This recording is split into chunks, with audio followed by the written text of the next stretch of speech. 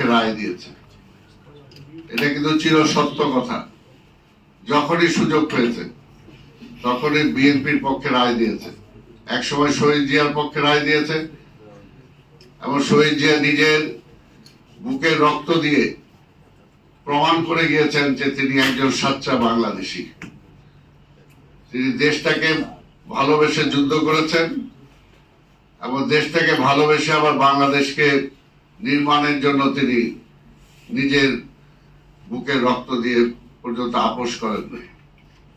এবং তার পরবর্তী পর্যায়ে আমাদের নেত্রী বেগম খালেদা জিয়া সেই একই পথ ধরে কিন্তু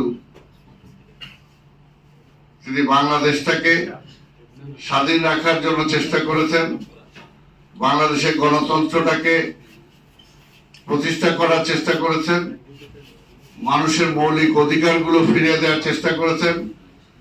আজকে যে যত কথাই বলুক না কেন, বেগম খালেদা জিয়া কিন্তু এই দেশের মুক্তিযুদ্ধকে প্রাতিষ্ঠানিক রূপ দিয়েছেন